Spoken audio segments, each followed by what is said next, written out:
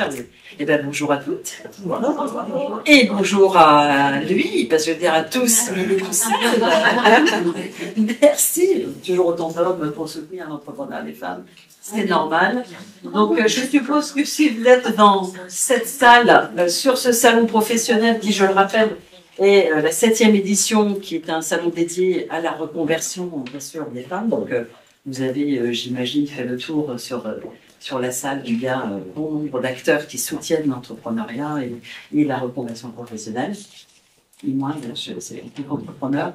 Et j'ai le plaisir d'animer cette table ronde avec voilà, 3 chefs d'entreprise, 3 dirigeantes dans des secteurs d'activité différents qui ont entrepris, pas forcément, j'allais dire, au même âge, pas forcément dans les mêmes conditions, qui n'avaient pas forcément le même environnement social, familial, socioculturel et compagnie, et qui, pourtant, sont 3 femmes qui sont là, qui gagnent leur vie. Ça paraît un peu bête de dire ça, mais non, ce n'est pas bête, parce que si vous entreprenez, c'est là que vous faites du business. Vous faites du business, il faut quand même gagner votre vie. Ou alors, vous êtes rentière, et c'est aussi possible d'utiliser son temps, pourquoi pas, créer quelque chose. Mais dans ce cas-là, il y a plein d'assauts sympas aussi, où on peut aider bénévolement. Je referme la parenthèse, si on doit entreprendre, évidemment, c'est aussi le premier levier pour les femmes d'être autonomes financièrement pour ne pas subir sa vie, mais de la vivre pleinement épanouie et librement. Donc là, je suis ravie. Donc, on accueille Béatrice Leclanche, Nora Pinet et Carole Rapin. Donc, on va commencer par Béatrice. Donc, à toutes, je vais leur poser ces mêmes questions. Qu'est-ce que vous faisiez avant d'entreprendre? Est-ce que vous avez toujours entrepris? Qu'est-ce qui a été le déclic? Voilà. Et on va voir que les cheminements sont parfois très différents, mais on va retrouver des points communs. Alors, Béatrice, on se connaît, donc on va se tutoyer. On a préparé aussi, bien sûr, cette table ronde auparavant.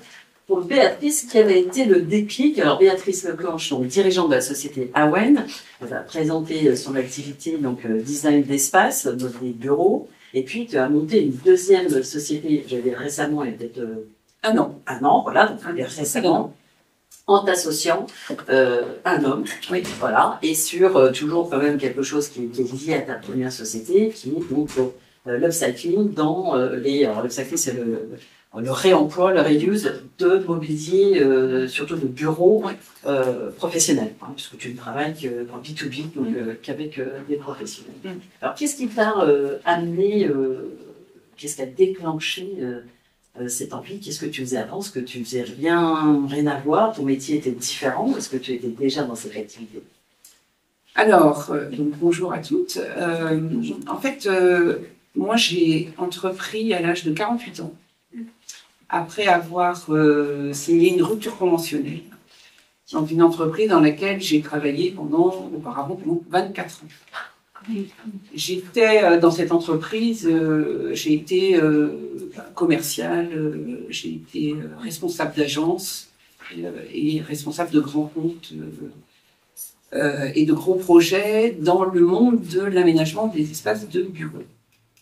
Donc en fait, quand j'ai signé cette rupture conventionnelle, je l'ai signé c'était un petit coup de sang. Je me suis dit, là, ça va plus, la politique de l'entreprise me convenait plus, donc j'ai signé une rupture conventionnelle et je ne savais pas ce que j'allais faire derrière. En fait. Donc là, je me retrouve au pied du précipice, tu vas faire quoi? Et puis, bien évidemment, j'ai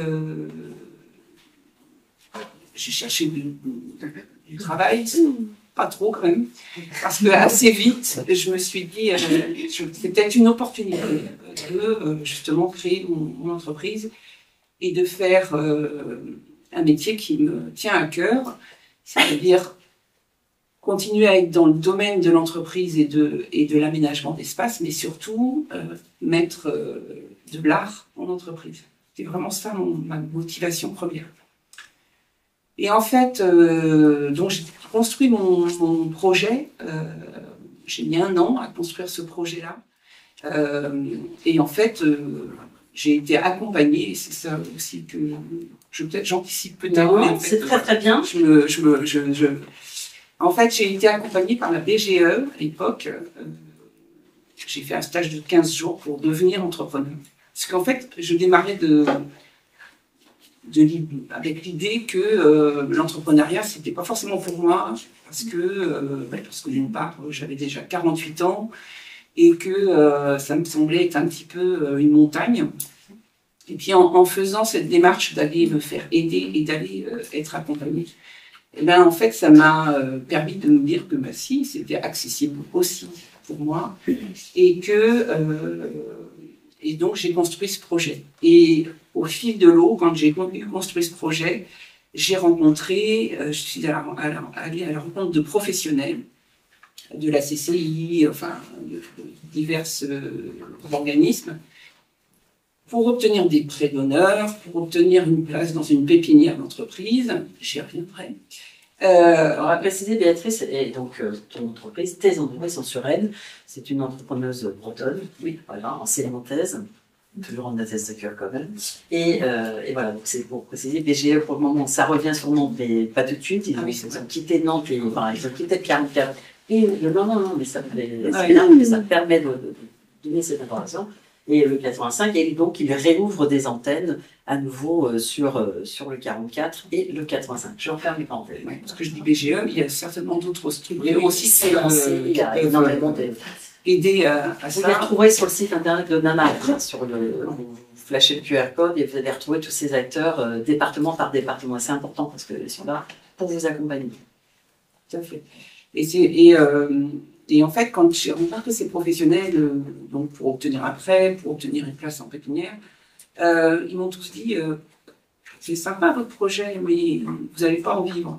Ok, parti quand même. Et du coup, ça faisait quand même 1 an que je travaillais dessus. Mais je les ai écoutés, parce qu'ils m'ont dit utilisez votre savoir-faire, votre expertise en tant qu'aménageur d'espace et conseil en aménagement, pour mettre l'art en entreprise. Utilisez partez sur la base de votre expertise. Alors que je pensais arrêter cette partie-là, et en fait, je les ai écoutés, et quand même fait de le faire, puisqu'en fait, ça m'a permis, en effet, de faire mon métier d'origine à ma façon, en accompagnant les entreprises de l'audit des salariés jusqu'à la mise en place de la cerise sur le gâteau, c'est-à-dire de l'art en entreprise. Donc, j'ai réussi à faire ce que je voulais faire en utilisant mon expertise de base. Et ça franchement, ça m'a aidé beaucoup à obtenir des marchés dès le départ et à fonctionner.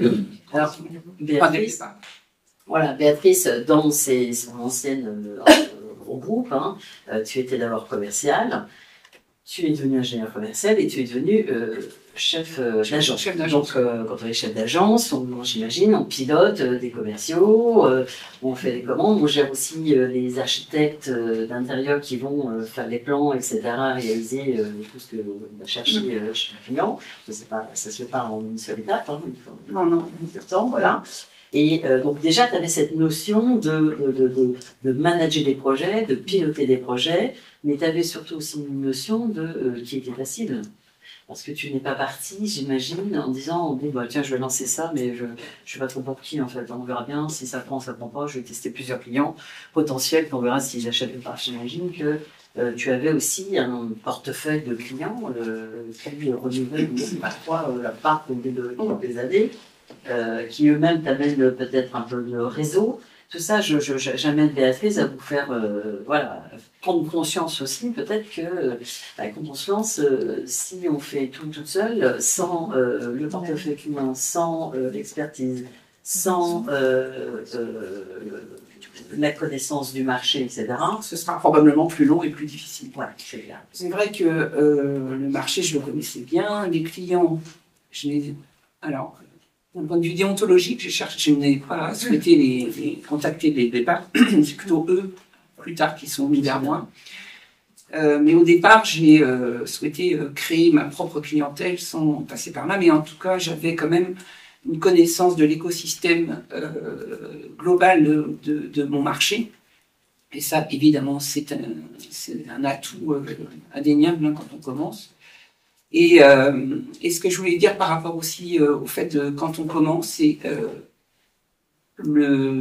pour moi, ce qui est vraiment important, c'est de se mettre justement, de s'implanter dans un écosystème, ne pas rester chez soi toute seule, parce que ça, pour moi, ça fonctionne pas. Il faut vraiment investir. Assez peu de femmes, assez peu de personnes. Sont rares ceux qui arrivent. Ouais, il faut investir dans une place en pépinière ou en espace de coworking pour interagir. C'est l'interaction qui fait que ça amène des clients. Ça fait évoluer les projets, parce que moi, mon projet de départ, on est d'accord, mettre de l'art en entreprise, finalement, ça n'est devenu que la cerise sur le gâteau. En attendant, je fais un métier d'aménageur d'espace. Et ce que je veux dire par là, c'est qu'il faut être dans les réseaux, il faut aller à la rencontre donc d'autres professionnels, il faut bouger. Et ça veut dire que moi, pendant 2 ans, j'ai été 3 soirs par semaine à courir les after-work. Très sympa, le soir. Mais c'est quand même 3 soirs par semaine. Avec modération. Mais je ne fais que ça pendant 2 ans, enfin même 3 ans. Maintenant, je le fais toujours, un petit peu moins, mais je le fais toujours. Et je le fais pourquoi? Parce que en fait, c'est comme ça que je suis allée aussi chercher des clients de cette façon-là, en allant parler. Donc il faut aussi oser. Ça, c'est pas forcément toujours évident quand on est dans une assistance qu'on ne connaît pas, d'aller oser parler de son activité, de pitcher suffisamment d'une façon assez claire pour pouvoir donner envie à l'interlocuteur de travailler avec soi. Mais vraiment, les réseaux, et puis faire partie de réseaux. Donc, moi, je fais partie du réseau Femmes Chefs d'entreprise. FCE, réseau national qui a 80 ans cette année. Là, je vais pouvoir faire un pitch là-dessus, mais enfin, c'est juste pour vous dire. Venir en plus après. Mais enfin, voilà, les réseaux, interagir, mais vraiment bouger dans tous les sens pour se faire connaître. Et ça, c'est du temps. Beaucoup de temps et d'énergie, mais c'est payant au final. Clairement. Alors les réseaux, beaucoup. Moi, chez Nana, on a pu, évidemment, on décrit les réseaux du territoire qui sont intéressants pour l'entrepreneuriat des femmes. Et on a coutume de dire, et je le dis dès que je peux, attention, vous pouvez passer tous les soirs en after-work, voire devenir une nuit d'alcoolique mondaine. C'est très sympa, on y voit. Mais quand on repart, pas un chapeau de vendu, comme disait ma grand-mère. Alors attention, avant d'aller quelque part, posez-vous déjà quelques petites questions. C'est pourquoi ce réseau? Pourquoi j'y vais? Qu'est-ce que j'ai comme objectif en y allant? Et puis je vais les noter. Quand j'aurai fini l'afterwork, je ressors dans ma bagnole, je ressors ma petite note et je regarde et je coche si j'ai bien au moins un des éléments, des objectifs qui étaient ceux de... Voilà, parce que bien souvent, vous allez être dehors. Si vous remplissez aucun des objectifs, il vous reste tout ce que vous n'avez pas fait en rentrant chez vous plus tôt, etc. etc. Et là, c'est compliqué. Donc attention, on ne va pas sur tous les after-work, on ne va pas sur tous les réseaux, mais on identifie ce dont on a besoin. Parce que, évidemment, c'est là où on va être plus performant de potentiellement avoir sa cible, ses potentiels clients. Et on reviendra à Béatrice tout à l'heure. Merci Béatrice. Alors Nora Pinet, chef d'entreprise, qui donc a créé un premier pressing bien spécifique, pas comme les autres, puisqu'ils utilisent des produits écologiques, bons pour la planète, pour la santé aussi humaine, bio. Donc, pourtant, quand on pense pressing, c'est vrai qu'on pense plutôt produits nocifs et chimiques. Et puis, ça a fonctionné et on a monté un deuxième. Voilà. Et il y a une particularité, vous voyez que Nora porte un petit coq jaune qui représente, de par la BPI, la French Tech, etc., eh bien, la création d'entreprises en France. Nora a passé un concours en début d'année, dont l'association Nana est ravie d'être dans le jury, pour concourir sur, donc, pitcher son entreprise, son parcours entrepreneurial, son business, auprès d'un paquet d'acteurs complètement, ça passe des institutionnels aux structures, chefs d'entreprise, leur staff, bon nombre de personnes, la direction aux droits des femmes et à l'égalité aussi était présente dans ce jury, Et donc, sur chaque département de France et de Navarre, donc ce concours s'appelle 101 femmes à Matignon, parce qu'au départ, le lancement a été fait là, et vous êtes invités à aller après à Matignon si vous êtes heureux élus, et sans Du coup, parce à que... l'époque Oui, incroyable, ils étaient encore là. Ils étaient. J'espère que le prochain, il y aura quelqu'un pour accueillir. Ou effectivement 101, parce qu'il y a 101 départements dans notre beau pays. Et donc, Nora a remporté ce concours donc d'ambassadrice d'entrepreneurs, de femmes entrepreneurs. Et c'est en cela aussi que je vais te questionner pourquoi cette envie d'avoir concouru. Mais auparavant, qu'est-ce qui a déclenché chez toi, Nora, l'envie d'entreprendre et cette création? Pourquoi dans le pressing? Et qu'est-ce que tu faisais avant? Toutes et tous, parce que j'ai vu qu'il y avait un deuxième homme. Ouais, c'est ça, je vais faire. Alors, donc moi, c'est Nora Pinet, j'ai 42 ans, j'ai 3 enfants. Une fille à 7 ans, j'ai un garçon de 12 ans et un garçon de 17 ans. Pourquoi je vous raconte ça? Parce que c'est important dans mon parcours. J'étais directrice des services généraux pour l'Europe de l'Ouest et du Sud pour la société CGI, donc une société d'informatique. J'y ai passé 14 ans. Je suis arrivée là-bas, où j'étais assistante d'accueil, où j'ai grimpé les échelons pour arriver là où j'étais. J'ai énormément donné, mais quand je dis énormément donné, j'ai tout donné, même en faire passer ma vie personnelle. Mes enfants, je les voyais presque plus. Je partais en voyage tout le temps.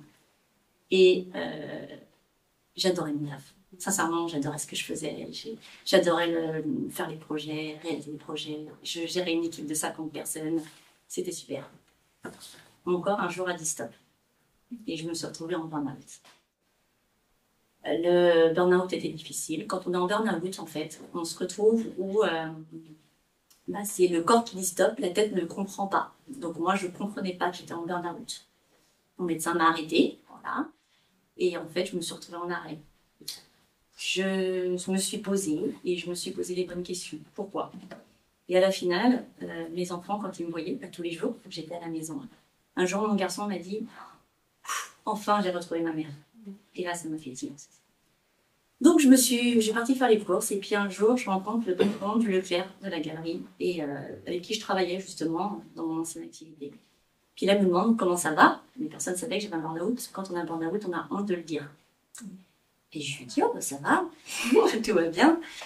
Et là, il me dit, bah alors, comment ça se passe chez CGI?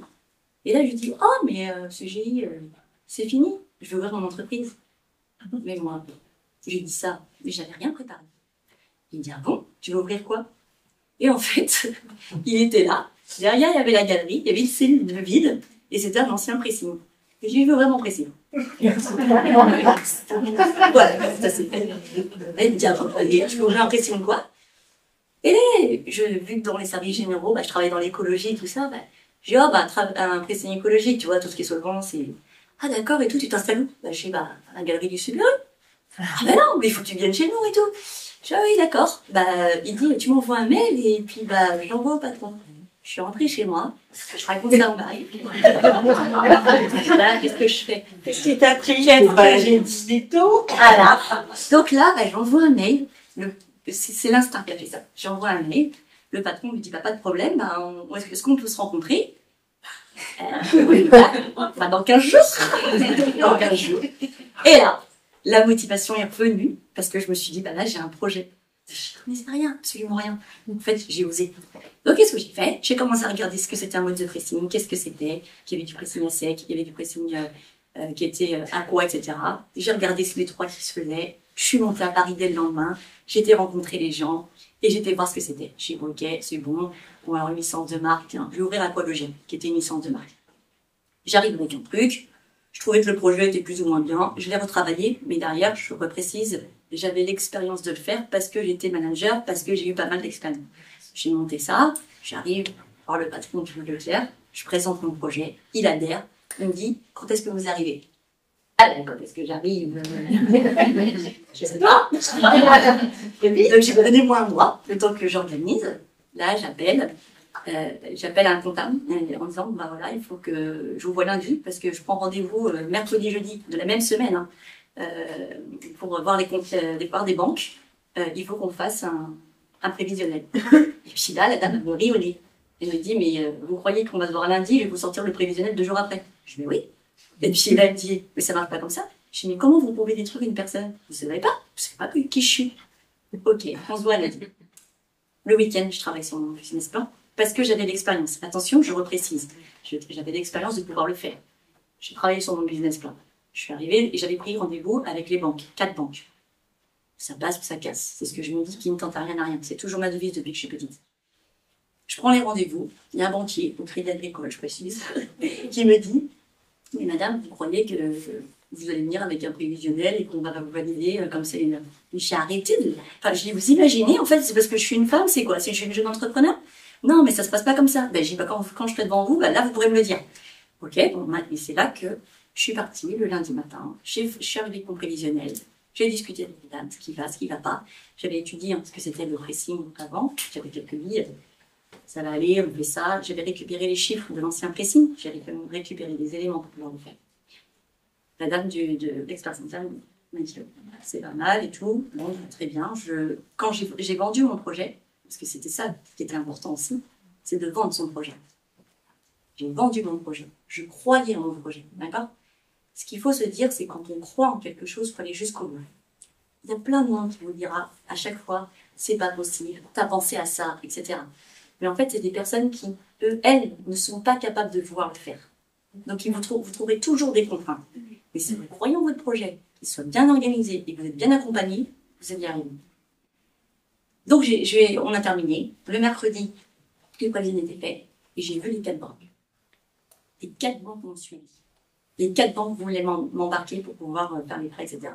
Là, mais moi, mes valeurs humaines, elles sont importantes. Je me suis dit, les 4 banques ont travaillé. Je suis allée voir les 4 banques pour leur dire laquelle j'ai choisi et pourquoi j'ai pas choisi les autres. Sauf que je suis repartie encore avec 4 autres offres. Je viens de m'en sortir. Donc j'ai fait un choix. J'ai choisi. J'ai monté mon premier pressing. J'ai cherché mes salariés. J'ai trouvé une personne qui était là avant, que le pressing, pour la petite historique, avait fermé parce qu'il y avait justement un investisseur qui avait pris ce pressing-là, qui ne connaissait rien, qui n'avait aucune gestion humaine, aucun management. Donc le pressing, il a fermé parce que les personnes sont parties en burn-out, les personnes ont démissionné. Moi, j'étais voir les personnes et les valeurs humaines sont hyper importantes. Le management, je l'ai. Et j'ai embauché des salariés que j'ai maintenant depuis 1 an et demi qui peut-être demain n'auraient pas été embauchés quelque part. Pourquoi? Parce qu'elle a 4 enfants. Parce que si, parce que ça. Mais en fait, moi, je m'en fous qu'elle ait 4 enfants, etc. Si j'ai un profil en face qui n'est pas dans le domaine, qui a envie d'apprendre et qui se lance, je prends, je forme. C'est ce que je veux, moi. C'est le dynamisme, c'est l'envie. Donc, on a formé les salariés. On est parti. Le pressing est ouvert. Quand je l'ai ouvert, le pressing, je me suis fait accompagner. J'ai été chez Initiative en SNI, où on m'a fait un prêt d'honneur de 15 000 €. Je me suis battue pour pouvoir le présenter, mon projet, pour les avoir. Ensuite, on m'a dit la garantie. Garantie bancaire, BPI, etc. Après, ils m'ont dit, ouais, vous savez, il y a aussi France Active qui peut faire l'égalité, le prêt égalité femme, homme-femme. Il faut peut-être aller le faire, mais bon, vous savez, c'est sur concours et tout. Je vais le faire, je vais lancer mon dossier. Donc, je l'ai fait. Vous savez que ça sera dans 1 semaine, c'est pas grave. Je lance le dossier. Je passe en commission sur France Active. France Active m'accompagne. J'ai cette garantie. Parce qu'en fait, quand on est entrepreneur, il faut aussi se poser comme les bonnes questions. En fonction de son projet, est-ce qu'on a l'apport? Est-ce qu'on peut subvenir? Parce qu'il faut quand même se dire que moi, avec le poste que j'avais, j'ai mis super bien ma vie. Et quand je dis super bien ma vie, j'avais pas d'inquiétude sur mon parti financier. Quand je me suis retrouvée entrepreneur, le salaire était là, et c'est le salaire, il arrivait là. Parce qu'il fallait tout recommencer de en bas. Moi, c'était pas l'argent qui m'importait dans cette histoire. C'était le bien-être de mes enfants. Et puis derrière, de faire quelque chose qui me plaît avec mes vraies valeurs humaines. Donc j'ai continué à le faire. J'ai été au chômage, comme tout le monde, avec une mensualité, Pôle emploi, etc. France Active m'a accompagné, BPI m'a accompagné, Initiative en SNI. Et après, la difficulté quand on est jeune entrepreneur, c'est quand on est dans une société où on a beaucoup de salariés, où on a du contact humain, etc. Quand on est entrepreneur, on se retrouve seul. Donc quand on se retrouve seul, ce qui pose problème aujourd'hui, c'est de se dire, en fait, tu peux parler avec tes salariés, mais t'as pas la même relation, parce que c'est des salariés, quoi. Donc, c'est ce qu'il disait, et je suis d'accord avec elle, c'est d'aller voir les autres entrepreneurs en réseau. Donc moi, je fais partie d'associations comme l'Espace 23 chez nous, l'association commerçante, La Page, Enfin bref, plusieurs associations viennent me voir. Et le réseau est hyper important. Je suis sur LinkedIn, je suis sur Facebook par rapport à mon pressing, je suis sur Insta parce que les jeunes sont sur Insta, je fais des petites formations, voilà, en fonction de comment on communique. Simplement, ton plan d'activité, sur quoi tu communiques. Voilà. Donc, je me suis lancée là-dessus. Et quand j'ai fait ma présentation à l'initiative Lancement, le président me dit, mais on va vous prêter votre argent. Il me dit, mais vous savez que ça va vous faire rire, mais vous êtes deux là, puis là, vous aurez une PME avec 2 personnes. Mais je pense que c'est pas possible, vous n'allez pas vous arrêter là. Mais je vous ai jamais dit, j'allais m'arrêter là. Je vais en ouvrir un deuxième, et dans un an. Et là, ils ont tous rigolé. Parce que quand on ouvre une entreprise, on ouvre pas une deuxième entreprise en un an. Moi, c'était ma deuxième étape. Je m'étais déjà mis une étape. Parce que moi, je me vois toujours haut. Il faut toujours voir vers le haut. Enlevez tous ceux qui vous enlèvent vers le bas. On va vers le haut. Et j'ouvre ma deuxième. Mais la deuxième, je me suis dit, je ne vais pas l'appeler Aqualogia. Pourquoi? Parce qu'en fait, ça a été mon tremplin, Aqualogia. C'était une licence de marque. Il y a des choses qui allaient, il y a des choses qui n'allaient pas. Et puis, je me suis dit, le projet n'a pas été poussé jusqu'au bout. Donc, en fait, j'ai poussé mon projet et j'ai créé ma marque. Le pressing s'appelle Au Naturel. Aujourd'hui, j'ai 2 pressings. J'ai développé par des dépôts. Et là, quand j'ai gagné le concours des 100 entrepreneurs, quand on a auditionné, c'est quoi votre... Enfin, qu'est-ce que vous allez faire après? Je me suis dit, il faut quand même que je dise quelque chose. Et là, je dis, je vais lancer ma franchise. Et donc, j'ai à peine dit ça, que même pas un mois après, on m'appelle en disant, je vous ai vu sur les réseaux, vous avez lancé votre franchise. En fait, j'aimerais bien ouvrir un pressing aux Sorinières. Ah oui, je suis prête. Donc, c'est revenu, hop, je retravaille là-dessus, etc.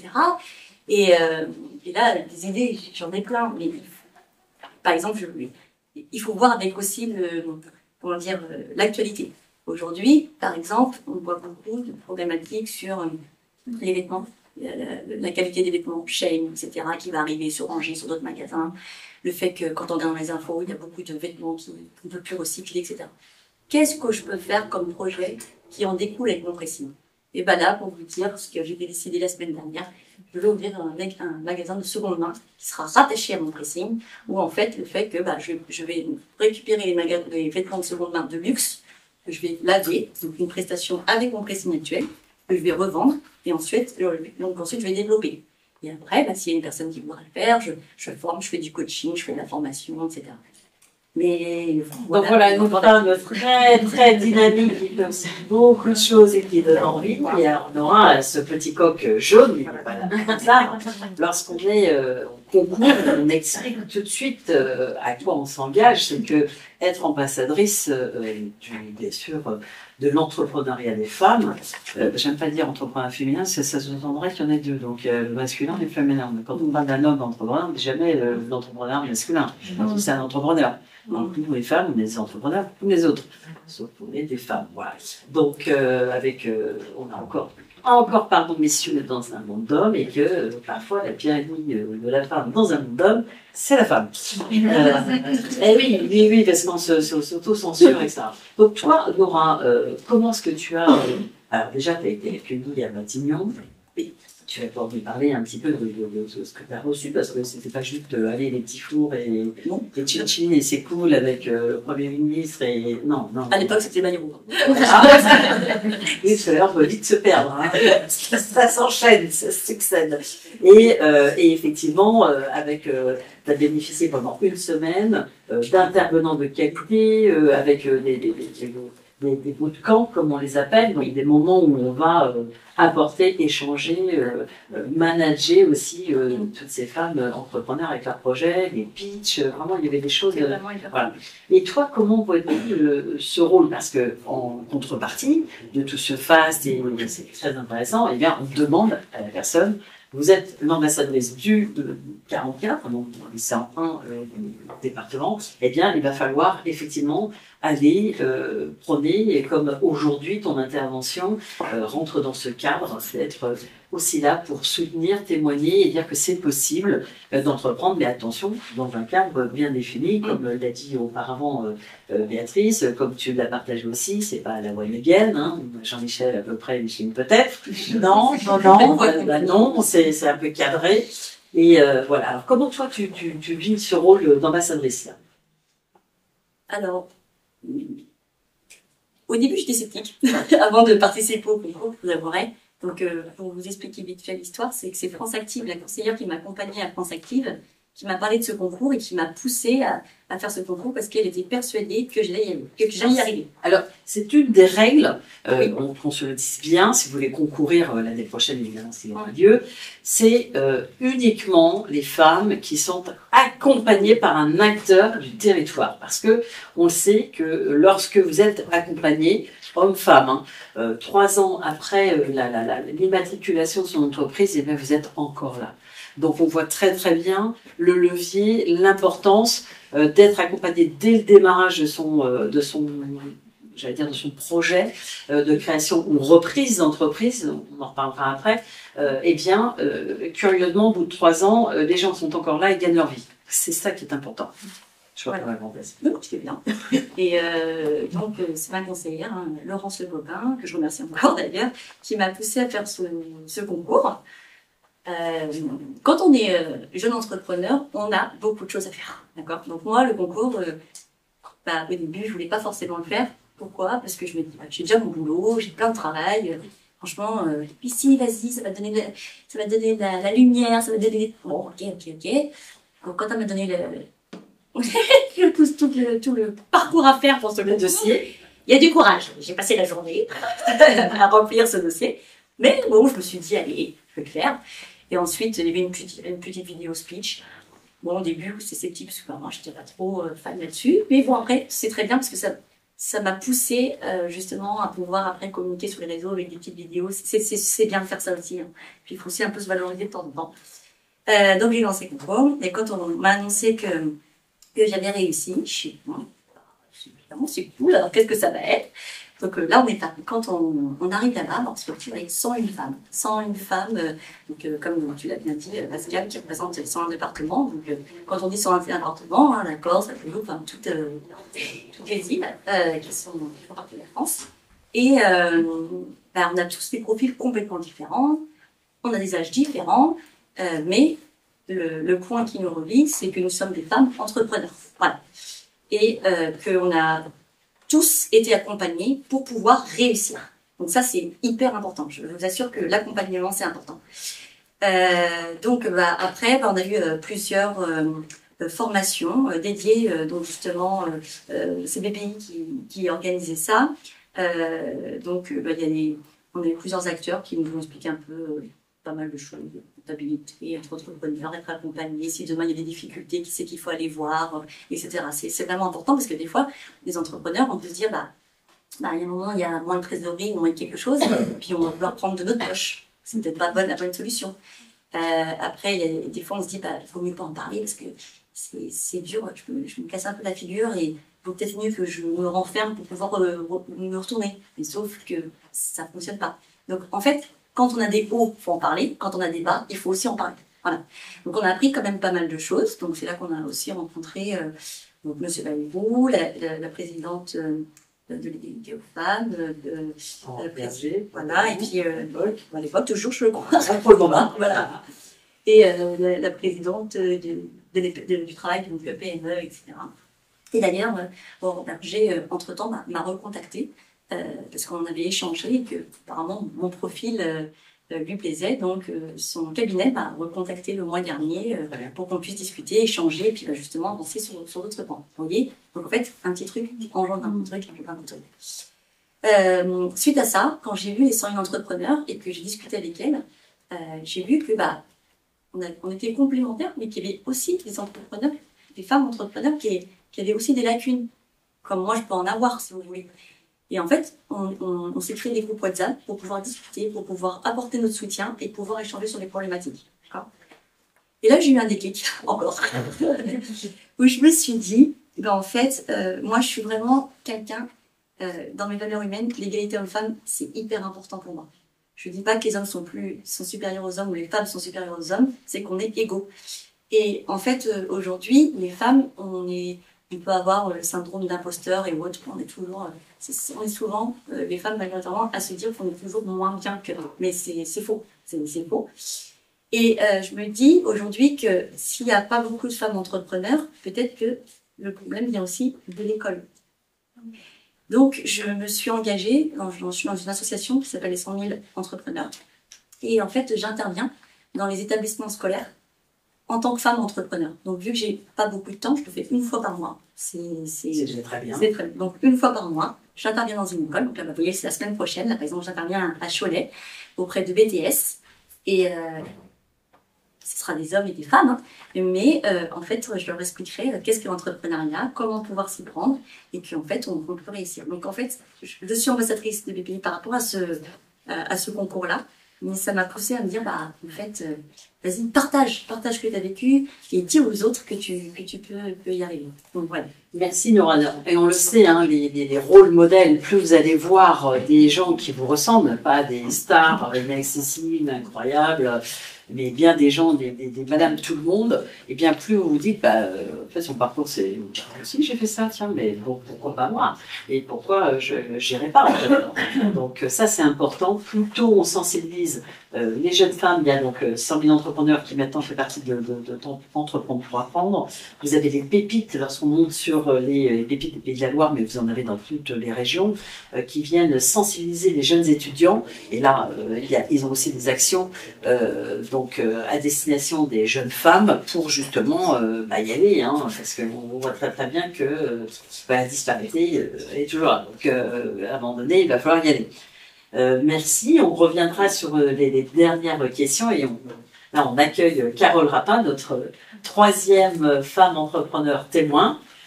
Donc Carole, toi tu as un parcours différent. Différent, des points de jonction, mais différents. Exactement. Donc tu étais dans la RH, tu as créé une société qui s'appelle Porteur de Projet, et puis donc dans l'accompagnement, dans le conseil, oui. Tu vas nous expliquer ce que c'est, et puis bon an mal an, des clients, etc. Mais il t'est venu l'envie bien de créer ta propre franchise pour essaimer partout, parce qu'on ne peut pas se dédoubler, hein, ce serait formidable. La téléportation n'existe pas encore non plus, donc il va bien falloir faire des choses. Et effectivement, la franchise peut être un des leviers pour pouvoir se déployer et faire de la croissance. Voilà. Et donc, tu as créé Cohort Conseil. Donc, nous t'écoutons, Carole.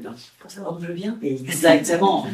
Par rapport à la question que tu as posée. C'est une entrepreneuse, avant que tu te dises, c'est une entrepreneuse bien particulière aussi, hein, parce que, on va pas le dire tout de suite, mais elle a participé à Koh-Lanta. Donc, et elle va se raconter aussi, parce qu'on cette partie aussi a bien évidemment, ça a du sens, c'est ça aussi. J'ai participé, mais je suis restée 37 jours sur 40 surtout. Je n'ai pas été. Non, bon, donc pour répondre à la question d'où tu posais tout à l'heure, d'où vient cette envie d'entreprendre, chez moi, jusqu'à il y a peu, je ne savais pas répondre parce qu'en fait, j'ai toujours eu ça dans la peau, alors que j'ai des parents salariés, dont un papa qui était chez EDF, donc c'est quand même pas plus exotique non plus. Donc si j'élimine la partie où je vendais des livres à mon frère quand j'étais enfant, j'ai commencé à 21 ans, je sortais de Sciences Po, je suis diplômée de Sciences Po Paris, et j'ai tout de suite créé mon activité, parce que dernière année de Sciences Po, j'ai travaillé en freelance pour quelqu'un qui faisait des revues de presse pour les cadres d'EDF, sans aucun commentaire. C'était drôle. EDF, c'est partout. Hein. C'était partout. Et donc, j'ai, par inspiration, voilà, eu envie de faire ça à mon compte. Donc, ça a été un plantage total, mais c'était très agréable. Voilà, j'ai testé, j'ai raisonné en perte acceptable avec mon mari à l'époque. On s'était dit, bon, on a un budget, on a un peu de sous, on a mis un peu de sous de côté, on se donne, on n'a pas besoin de grand-chose, on n'est pas encore enfant, et donc on se donne un an. Cette notion de perte acceptable, moi je fais un point déjà là-dessus, parce que c'est un fondamental, je pense, dans l'entrepreneuriat. Ça vient d'une théorie qui s'appelle l'effectuation, que je ne vais pas vous déployer ici. Je vous invite vivement à aller regarder et observer, parce que c'est une théorie de l'entrepreneuriat qui a été formulée par une chercheuse indienne, qui est aux États-Unis maintenant, et qui a étudié les entrepreneurs qui avaient réussi. Alors réussi, ça ne veut pas dire qu'ils étaient multimillionnaires, hein. On n'a pas forcément... Bien sûr, motivation. Et en fait, elle a examiné leur mécanisme de fonctionnement et de décision, et elle en a tiré 5 grands principes. L'un de ces principes, c'est agir en perte acceptable. Ça veut dire notamment, je reviendrai après, accompagner des femmes dans l'entrepreneuriat et en accompagner encore, quand on est en rupture conventionnelle, de se dire combien j'ai de temps et combien j'ai d'argent pour monter mon projet. Et de ne pas attendre d'être à la fin des annuités pour reprendre un boulot alimentaire parce que on n'a pas suffisamment anticipé. Donc les pertes acceptables, ça veut dire aussi d'étudier ce que notre entourage est prêt à investir émotionnellement aussi avec nous, par exemple. Il y a plein de facettes. Donc nous, on avait raisonné, donc je connaissais absolument pas le concept, mais on avait raisonné comme ça. Et donc on s'est complètement rencontrés. Et donc j'ai pris un boulot salarié, effectivement, dans les RH. D'abord voilà, au sein de la mairie de Nantes, et puis ensuite en tant que consultante salariée. Et donc le patron de la mairie de Nantes qui m'a embauché, m'a débauché pour m'embaucher dans son cabinet conseil. Et donc j'ai fait ça pendant 13 ans. Mais j'ai une particularité, enfin, parmi d'autres, j'ai toujours eu 2 métiers en parallèle. Je suis Gémeaux, mais j'ai beaucoup de choses pour mieux facettes. Mais alors, tout est par 2 chez moi. Donc j'ai 4 filles avec 2. Et donc, à l'époque, je fais ce boulot salarié que j'adore, qui est mon métier actuel. Donc, mon métier actuel, qui était celui que je faisais à l'époque, c'est du conseil en organisation du travail, ressources humaines et management. Cette jolie formule, je la résume en disant, en gros, dans les entreprises, la bonne personne à la bonne place, qui sait ce qu'elle a à faire, comment et pourquoi. Ce qui, sur le papier, met tout le monde d'accord, dès qu'il y a 2 personnes travaillant ensemble, il y a un sujet, et ça conduit aussi à beaucoup de burn-out quand on ne sait pas travailler. Voilà. Donc, je fais ce métier salarié, et en parallèle, je développe une activité de créatrice de bijoux. Et je me retrouve aussi dans l'aura, dans l'intuition et dans la façon d'aller au bout des choses. En fait, je fais des bijoux pour moi, et puis tout mon entourage voulait m'en acheter. Moi, j'avais que les 10 doigts pour une bague. Donc, je me dis, bah oui, s'ils peuvent m'en acheter, bon, ok, bah, je crée ma boîte. Et puis, je crée ma boîte. Boîte, c'est un grand mot, parce qu'à l'époque, je parle de ça, ouais, pas parce que j'ai commencé. Enfin, bref, c'est tout il y a très longtemps. Et donc, à l'époque, il n'existait pas le statut auto-entrepreneur, donc j'étais dans un truc un peu. Ça s'appelait artiste libre. C'était un espèce de la classe P0 des impôts, je me rappelle. Et voilà, ça no man's land, des gens qui savaient où se mettre. Et donc, moi, je me suis professionnalisée rapidement, alors que j'étais autodidacte sur le métier, en étant métier d'art. Voilà, donc j'ai fait la démarche, j'ai rempli le dossier. J'ai rempli le dossier, la dame du métier d'art m'a rappelé en me disant, mais vous avez révolutionné la bijouterie. Je dis, je ne crois pas. C'est pas l'ambition. Je crois qu'ils n'avaient jamais vu un dossier comme ça, mais parce qu'on sait faire des dossiers. Voilà, moi, j'avais été formée à ça dans mes études, donc je sais faire des dossiers. Et donc, je démarre ce métier en parallèle, voilà. Je fais des salons métiers d'art, des saisons métiers d'art sur la côte, etc. Et puis, en parallèle, mon patron, enfin, la boîte où j'étais, mon patron était vieillissant et du coup, ça manquait de souffle, ça manquait de vision. Et donc, moi, si je m'ennuie, je m'en vais. Donc, je claque madame, parce qu'à l'époque, rupture conventionnelle, ça n'existait pas non plus. Donc, c'était dans les années 2009, par là. C'était très confidentiel encore. Alors je claque madame avec l'accord de mon mari, mon second mari pour cette qu'on suivie, mais je suis plus 30 ans. Voilà, parce que c'est hyper important l'entourage. Voilà, si votre entourage ne soutient pas votre projet, c'est mort. Mais vraiment, je vous le dis, c'est quelque chose qu'il faut absolument valider en famille, même avec les enfants, parce que on le voit, l'implication, parce que j'imagine que Nora n'est pas restée chez elle tous les jours pour faire ses dossiers, sinon ils auraient dû la revoir disparaître un peu. Voilà, mais on plongeait un autre temps différemment, c'est ça la grande liberté. Je les voyais tous les soirs, c'était la nuit. Voilà. Donc du coup, voilà, j'avais très envie de partir parce que je voulais créer une boutique de mode. Alors, pourquoi? Pas parce que j'ai vu marquer boutique derrière, mais presque. En fait, je fais une saison métier d'art à Salaten, à côté de Chaland, et là, je fais ma première saison, en fait, en village métier d'art, et je découvre la vente directe avec les gens, et je cartonne. Enfin, je fais une méga saison, les artisans d'art, j'étais la seule à avoir pris une carte bancaire, enfin un TPE. Ah oui, mais non, ça coûte cher. Ah oui, ça coûte cher. Oui, dans la poche. Moi, j'ai rien de calque, mais je dis, mais en fait, moi, mon objectif, c'est que les gens n'aient pas arbitré entre leurs gaufres et des glaces pour les enfants et mes bijoux. Donc, moi, j'ai vendu, donc l'année d'après, tout le monde est pris. Mais moi, ça, en fait, c'était une logique pour moi. Je me suis toujours mis à la place du client, quoi. Qu'est-ce qui est plus facile pour lui? Qu'est-ce qui va faire que la vente va être le plus facile? Donc, je découvre la vente.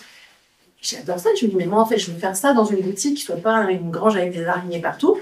Et donc, je cherche, en parallèle de ma dernière année, je cherche un lieu.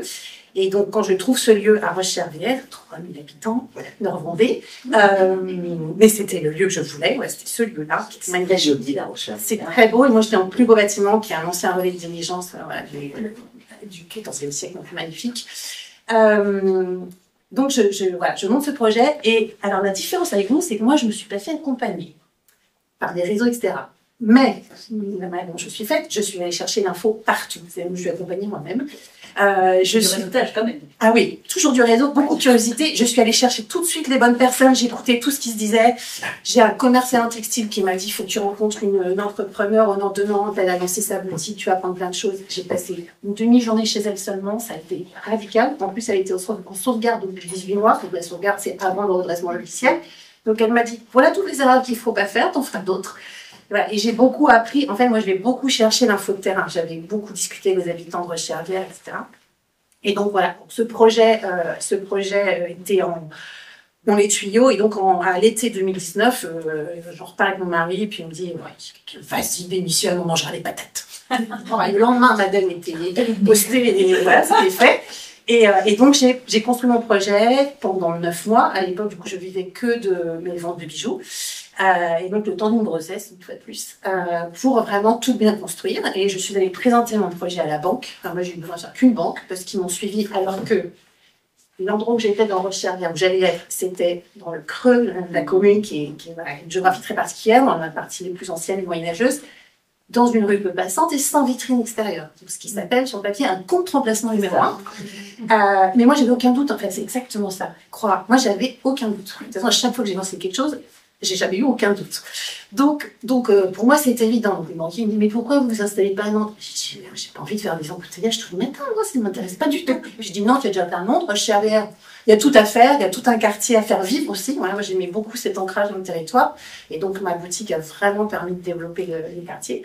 Et donc, la banque m'a suivie. Alors que du prêt-à-porter, donc comme ça, tu me sais, moi qui me suis. Bref, ils m'ont suivi. Parce que la suivante du projet. Oui. Quand vous l'écoutez, vous avez vu le dynamisme. C'est vrai, hein, c'est hyper important. Hein. Ouais. C'est Laura qui devient l'animatrice. Elle sait tout faire, c'est vrai.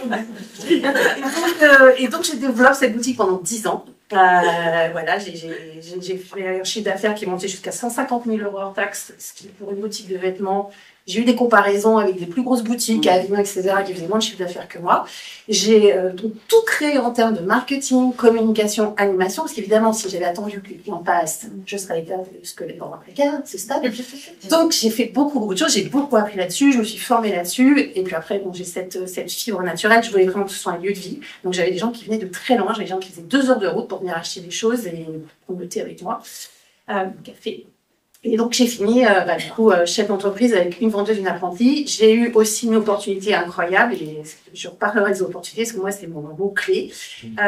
J'ai participé à la Fashion Week Haute Couture de Paris avec mes bijoux, parce qu'un jeune couturier, mais vraiment très jeune, j'ai appris qu'à la toute fin, qu'il avait 19 ans, en fait, m'a sollicité sur Viadeo, un réseau, à l'époque, je vais encore avoir un compte. Le réseau. Voilà, la réseau Vital. Et le gars, il m'a écrit, il me dit, j'ai vu ce que vous faites, je pense que ce serait super pour accompagner une collection de vêtements. Moi, j'ai écrit un fake. Donc, je me suis dit, mais comment ça Donc, j'ai même pas répondu. Et comme je suis une fille quand même très bien élevée, au bout d'une semaine, j'ai répondu en lui disant, ok, qui peut quoi, voilà. Et en fait, il a fait sa première collection, donc je suis allée le voir à Paris.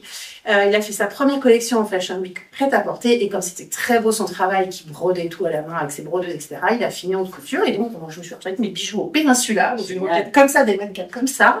Et plein de gens célèbres dans la salle. Et voilà. Et donc, j'en ai pas spécialement vendu de cette collection-là. Je l'ai développée à la boutique, cette collection très haut de gamme. J'en ai vendu quelques-uns, mais ça a été un bonheur à faire. Mais ça a été un déclic parce que pour pouvoir produire ces collections-là, j'avais un vrai travail de recherche et développement, là. Eh bien, j'ai dû recruter une vendeuse. C'est comme ça que, voilà. Et j'ai vendu cette boutique en décembre 2019. Donc, ça aussi, c'est une de mes particularités. C'est que j'ai une espèce de 6e sens qui fait que je décide quelque chose et 3-4 mois après, il se passe quelque chose. Ça arrive plusieurs fois dans ma vie. Et donc là, je vends la boutique pour fonder Porteur de projet. Porteur de projet, mon idée, c'était d'accompagner des commerçants. Au départ, des commerçants qui voulaient se créer. Et d'un mois, je me suis dit, Carole, tu adresses à des gens qui n'ont pas de sous et qui sont invisibles. En plus, ces gens-là, c'est pour me trouver. Donc, j'ai élargi, le Covid est arrivé. Et là, je dis aux commerçants, vous avez une denrée que vous n'avez jamais pris du temps. Réfléchissons, brainstormons. Voilà. Travaillons à comment on peut rebondir là-dessus, parce qu'on peut tout rendre, même pendant le Covid, et comment on peut développer une stratégie. Donc, j'ai accompagné des gens, et puis à ce moment-là, il y a eu une espèce d'effet où j'ai eu plein de femmes entrepreneurs qui sont venues vers moi. Donc, moi, j'ai jamais décidé de travailler avec des femmes, même si j'ai 4 filles et que La cause, je suis pas féministe, mais la cause féminine, j'aimerais trop qu'on marche sur les deux pieds et qu'on marche sur les deux pieds des femmes en général. Voilà, c'est plutôt cette façon-là. Et donc, j'ai toutes ces femmes qui arrivent et qui me demandent de les aider dans leur parcours entrepreneurial. Et elles, pour le coup, et c'est pas du tout une critique, je pense qu'il y a des chemins différents, ne se retrouvaient pas dans les accompagnements BGE, CCI. Beaucoup de profils neuroatypiques, donc des hypersensibles, multipotentiels, etc., qui ne se retrouvaient pas dans ce chemin prédestiné et formaté. Et moi, avec l'effectuation que je découvre à ce moment-là, et je me rends compte qu'en fait, j'ai toujours fait comme ça, je propose des parcours qui sont vraiment sur mesure. Et j'ai quand même notamment une cliente qui a inventé un métier complet qui n'existe pas et qui en vit. Voilà. Donc ça, c'était chouette. Et puis, donc là, j'avais arrêté les bijoux, 15 ans de bijoux, c'était bon. Donc, j'avais que porteur de projet. Alors, dans le porteur de projet, je développe 2 activités, parce que c'est bon, on risque de s'ennuyer. Et donc, je reprends mon métier de consultante par une série d'opportunités. Et je reviens à ce métier. Du coup, je reviens au B2B, puisque mes clientes entrepreneurs, c'était du B2C, c'était vraiment des individus. Même si leur société était créée, en gros, c'était du particulier un peu développé. Donc, voilà, c'était parfois encore beaucoup de gens qui n'étaient pas encore installés. Et je retourne à ce métier et je me dis, mais en fait, c'est ma fibre fondamentale, c'est ce que j'adore faire. Donc là, je décide d'aller travailler sur mon veto. Donc ma cible aujourd'hui, dans porteur de projet, sur ce métier de conseil en orgasme, ce sont vraiment des TPE. Et je travaille beaucoup dans le monde veto, parce que même dans le veto, je connais bien ce monde-là et c'est un monde qui a toujours été très en souffrance sur le plan humain. Médecins, pharmaciens et commerce de proximité, parce que quand même, c'est dommage de se priver. Et donc, je développe cette activité. Et puis, une fois de plus, ma route croise celle d'un consultant en franchise. Voilà, on avait des points communs qui remontaient à notre adolescence, etc. Et il me dit, mais Carole, en fait, ton modèle, ton travail, il est prêt à être franchisé, tu as tout processé. Alors, déjà, ça fait partie de mon métier. Puis 2, c'est mon cerveau. Moi, je capitalise pour pas avoir à refaire à chaque fois. Donc, j'avais beaucoup processé. Et il me dit, tu peux créer ta franchise. Et dans mon business plan de ma boutique, qui s'appelait Boucle d'Art et Velours, je l'ai retrouvé récemment, j'avais déjà marqué perspective faire une franchise Boucle d'Art et Velours. Et j'avais regardé, avant de créer Porteur de Projet, j'avais regardé pour faire une deuxième boutique. Le prêt-à-porter était déjà sanguinolent à l'époque. Et je me suis dit, non, voilà, c'est trop de contraintes. J'avais envie de liberté. Et donc à ce moment-là, comme les choses se mettent en place, comme c'est aligné, vient vers moi une ancienne cliente qui s'appelle aussi Carole, qui a complètement frisé mes boucles quand même, et qui me dit, mais moi, je suis partante pour être associée avec toi dans cette franchise. Parce que là, ce qui était clair, c'est que je voulais pas lancer ce projet tout seul. C'est énorme d'être franchiseur. C'est un métier à temps plein. Donc aujourd'hui, j'ai 2 métiers. Je suis consultante et franchiseur. Et j'embarque aussi dans l'aventure un homme avec qui je travaille depuis plusieurs années, qui est consultant marketing. Donc nos 3 compétences sont très complémentaires. Pourquoi j'ai créé la franchise? Parce que je voulais transmettre mon savoir-faire de 35 ans, qui n'était pas seulement sur le métier, mais aussi sur tout ce qui est prospection, vente, relations clients. Je voulais pouvoir impacter, ce qu'elle dit, Pascal, impacter énormément, parce que moi, avec mes petits bras musclés, puis j'ai une vie du sport, etc., mais je ne peux pas faire plus à un moment que ce que je fais. Et surtout, je voulais pouvoir continuer à accompagner les entrepreneurs. Voilà, hommes ou femmes. Le premier franchisé signé en juillet est un homme.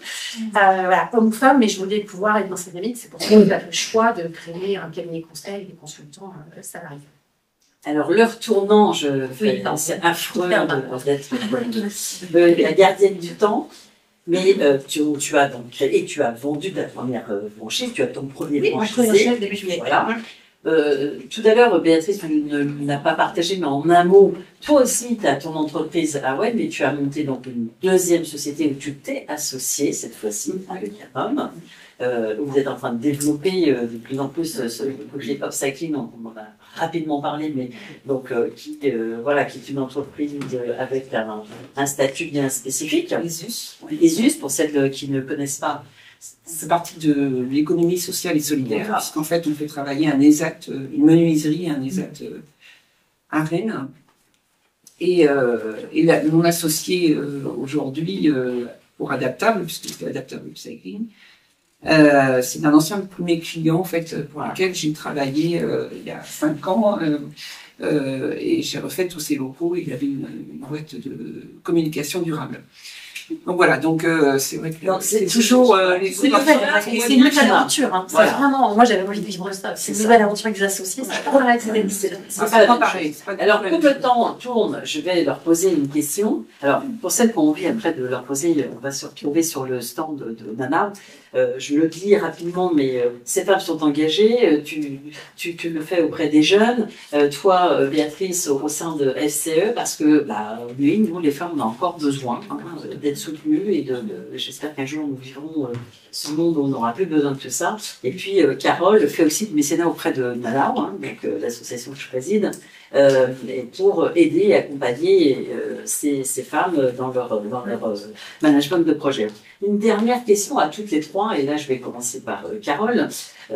Si tu avais accès à la Carole, tu as accès à toi, à ton toi profond, à ton moi profond, qu'est-ce que tu lui maintenant, donc tout ce que tu as vécu, tout ce que tu as expérimenté, créé, qu'est-ce que tu aurais envie de dire à Carole aujourd'hui? Qu'elle avait raison de faire confiance à son intuition, à son besoin de liberté. C'est un point que je voulais aborder parce que j'ai entendu une conte d'Esther Perel, qui est une grande psychologue internationale, et qui expliquait qu'en fait, il y a deux besoins fondamentaux chez tout le monde, qui sont liberté et sécurité. Et qu'on a déjà des profils. Bon, moi, je sais que j'ai un profil très orienté liberté, il ne faut pas trop mettre de cadre et de frein, mais au fil de la vie, les phases, elles évoluent. Voilà. Donc ça, c'est hyper important pour tout le monde se mettre là-dedans. Et donc, moi, j'ai toujours eu ce besoin de liberté et j'ai toujours suivi ça. Et de faire confiance aux opportunités. Je pense que c'est hyper important d'être attentif à ce que vous dites, votre entourage, les gens que vous croisez, sous réserve, sous les gens bienveillants. Mais quand on vous confie quelque chose, par exemple, c'est mon mari qui m'a dit, qui voulait absolument m'inscrire au Colanta. Je suis bon, moi aussi, là, si pour que je suis cap, je suis cap, quoi. Non, je vais donner pour l'émission. J'ai eu un rapporteur à Sciences Po qui m'a fait ouvrir un colloque devant 2000 personnes. J'avais 19 ans, j'avais jamais parlé devant un micro. En fait, si les gens vous confient quelque chose et vous poussent à y aller, c'est que probablement vous en êtes capable, on n'en a pas toujours la conscience. Donc d'être hyper attentif à ce qui s'ouvre devant vous, et plus vous êtes ouverte et plus ça arrive. Merci Carole. Nora, toi tu as accès à Nora avec tout ce que tu as entrepris, osé, que tu as ambitionné avec l'audace. Qu'est-ce que tu te dirais aujourd'hui et tout ce que tu sais là? Tu as vécu toutes tes expériences de gros groupes informatifs, de managers, etc. Qu'est-ce que tu lui dirais là? Nora, elle est devant toi. Et c'est toi évidemment. C'est moi-même. Alors, pour répondre à cette question, je vais donner une petite ligne de ma vie. Je suis d'origine marocaine.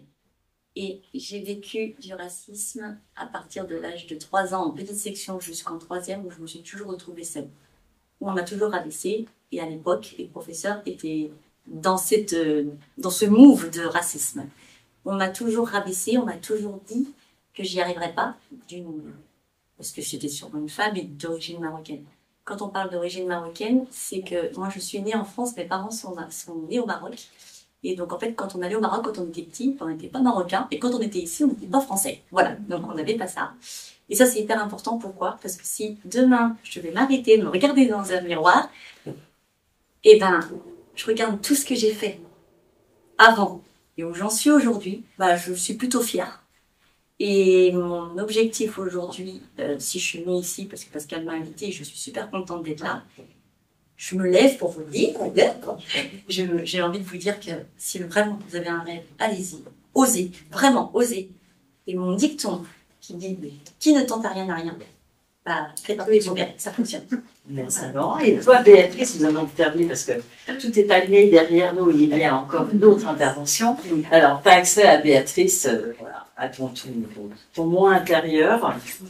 Qu'est-ce que tu as envie de lui dire? Eh bien, comme Carole, je dirais intuition. Suivez votre intuition. Et comme Nora, je dirais croyez en vous. Parce que voilà, j'ai suivi mon intuition, j'ai cru en moi à un moment donné, même si les doutes, c'est parsemé de doutes, évidemment, tout au long du chemin, mais il n'empêche que tout est possible. Et parce que nous sommes des femmes, tout nous est possible. C'est nous qui décidons au fond.